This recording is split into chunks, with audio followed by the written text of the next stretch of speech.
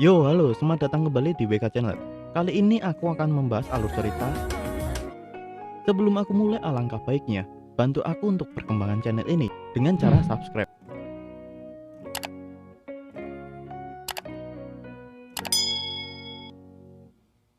Oke, sudah, terima kasih banyak. Persiapan untuk serangan Knocker berjalan perlahan, namun awan gelap berkumpul. Pada saat itu para penduduk terkejut dengan apa yang ada di rumah mereka, seperti buah, kursi maupun kebutuhan pokok mereka, yang ada sesuatu cairan yang lengket menempel pada perabotan rumah maupun kebutuhan pokok mereka. Karena hal itu menyebabkan para warga bertanya-tanya pada Bon dan kawan-kawan. Bon menjelaskan ke semua untuk tetap tenang dan tidak perlu khawatirkan cairan itu, karena cairan itu tidak akan merusak kesehatan tubuh pada warga.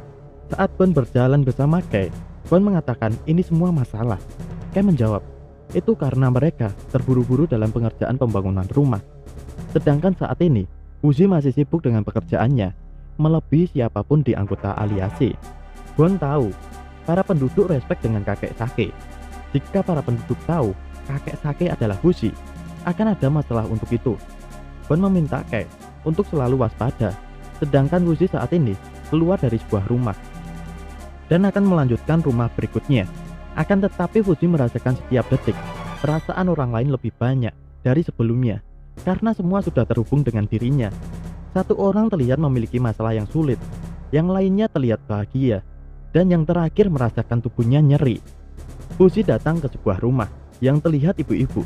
Akan tetapi ada barang-barang dari rak atas tidak sengaja jatuh menuju ibu itu. Fuzi segera menolongnya. Lalu Fuzi memberikan obat pada ibu itu, karena cuma itu yang bisa dia lakukan. Lalu kemudian anaknya baru datang, melihat ibunya ditolong Fuzi. Dia berterima kasih.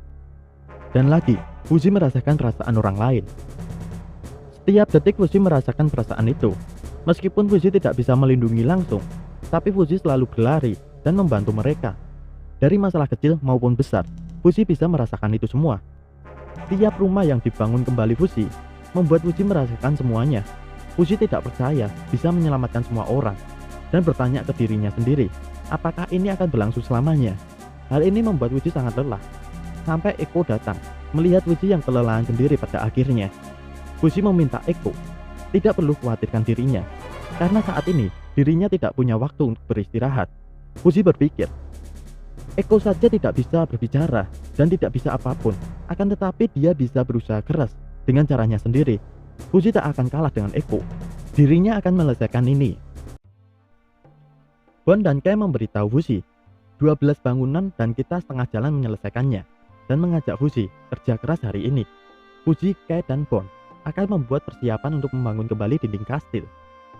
Fuzi tidak percaya sang putri Ame benar-benar memberikan izin pada mereka. Dalam permainan Mesar melawan Tuan Putri, setiap kemenangan Mesar diperbolehkan menghancurkan satu dinding. Tapi terlihat Tuan Putri lebih unggul dalam permainan itu. Adegan balik ke Fuzi, berkata, kita tidak bisa menutup dinding seperti yang kita lakukan, seperti membangun rumah. Jadi mereka akan memanfaatkan malam festival untuk membangun kembali dinding kastil. Akan bahaya jika para warga tahu Fuzi yang membuatnya. Balik ke Mesar, Mesar memberi saran pada Putri Ame. Untuk festival mendatang, lebih baik berlangsung seminggu, lebih lama dari yang biasanya.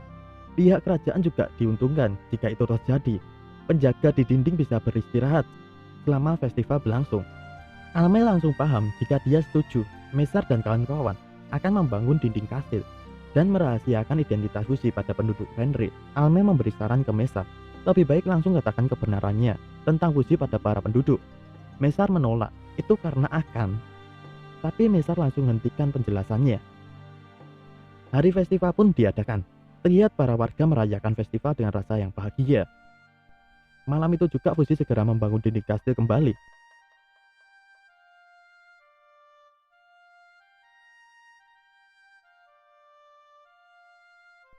Pagi harinya, para warga baru sadar jika dinding kastil dibangun kembali. Saat itu Cham datang bertemu Fuzi meminta Fuzi menemaninya dalam 10 menit ini. Festival dalam pertarungan dimulai. Babi hutan Renrir, Cham, berhadapan dengan Nando, sang ahli bela diri. Nando tidak lain ialah Fuzi. Cham pun memulai serangan.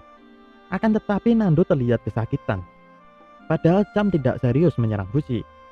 Sorakan diberikan kepada mereka. Seorang ibu-ibu bertanya, tali apa ini? Fushi segera datang dan berkata, tidak, kau tidak bisa menyentuh tali ini. Fushi meminta si ibu itu segera pergi dari tali itu, karena tali itu berhubungan dengan Fushi. Dalam wujud Nando yang ditinggal Fushi, terlihat hanya diam terbaring. Mereka segera memeriksanya, bahkan ada yang melukainya, supaya sadar. Fushi pamit ke Cham, karena pertandingan sudah selesai. Gadis di sana memberitahu jika pipi Fushi terluka. Fushi tidak masalah dengan itu. Tanpa sadar, Fushi menggunakan kekuatannya di hadapan mereka.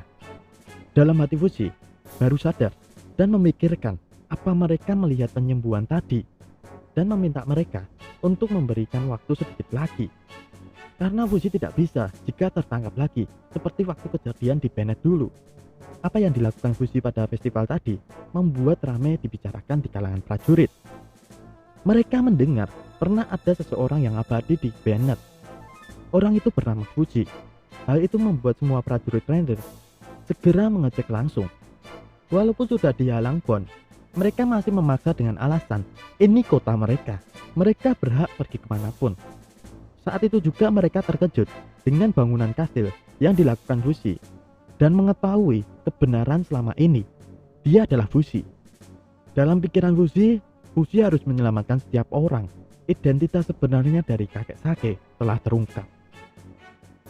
Para prajurit yang ribut saat itu menyaksikan Fushi saat dia mencapai batas kemampuannya karena terlalu banyak bekerja.